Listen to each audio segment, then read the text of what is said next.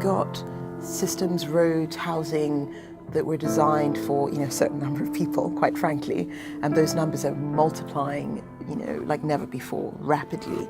And the need to be extremely efficient about that resource allocation is higher than before. Probably even more, there's even more pressure on African cities than there is on Western cities that are not growing as quickly in terms of population and have in terms of the resource to population balance, you're probably seeing a higher, a higher sort of ratio, so to speak. There's a need to, I think, create policies and regulations to create an enabling environment where governments don't necessarily have to solve these problems themselves, but create an enabling environment so that investors, for example, can come in and help with some of these solutions: affordable housing, water, electricity, mass transit systems, right?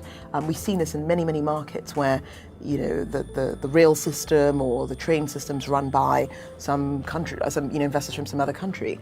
And that's, I think, very important. So, focus on innovative regulations and policies that encourage investors and encourage this sort of infrastructure development, so that it alleviates the strains on the cities. Each market, the one thing that's consistent, each market is also unique. Every city has a very important need for transport. We've heard from OECD where he basically said African governments cannot afford to encourage single car ownership. And when you think about Lagos is actually the smallest city in Nigeria, but it is the densest and the most populated. And so what does that mean? You've got traffic, you've got the sort of the lost productivity, and actually you could actually quantify that as well, right? Because time in traffic, that's money, and that's actually that's inefficiencies that you can take out of the ecosystem.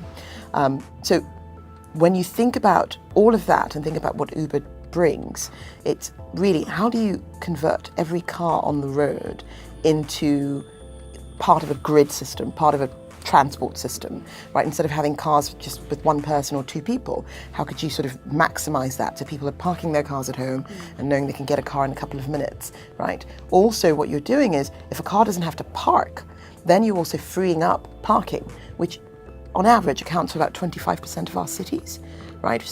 These are cities that are already constrained in terms of space, and then 25% of them are going towards parking. So just imagine if you free that up, you've got more parks, better quality of life, more economic opportunities if you can, put more buildings in there, or, more housing. So Uber's sort of objective and our vision of reliable and affordable transportation ties very closely with transport, which is a key driver for these cities, right? And if we can work very closely with governments even to understand things like what are some interesting tourism patterns when a Chinese investor, for example, lands in Lagos and maybe can't speak a word of English, right?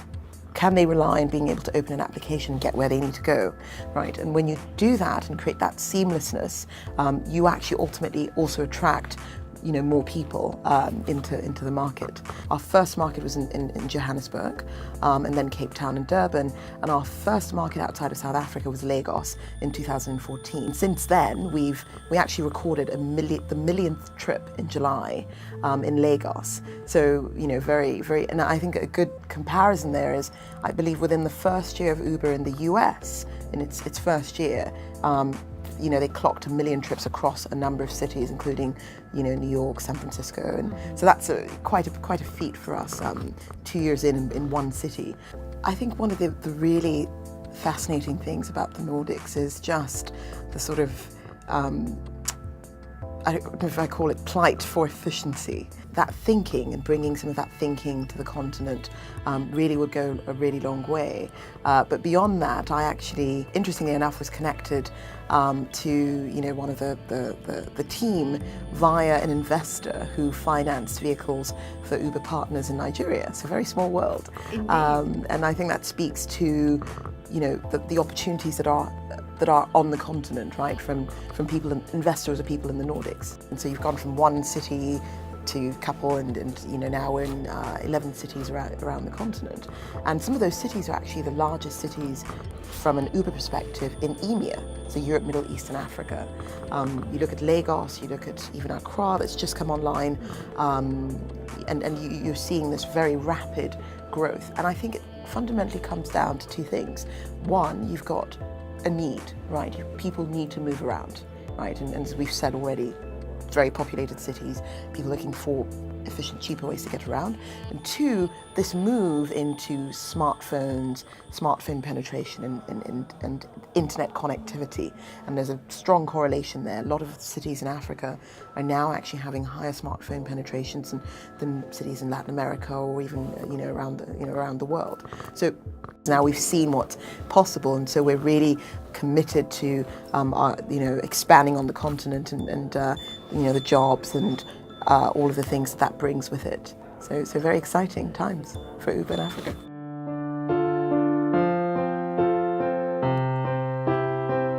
Thought leader, our minds are awakening. Thought leader, our worlds are waiting. Thought leader, a vision for tomorrow, built on the dreams of today.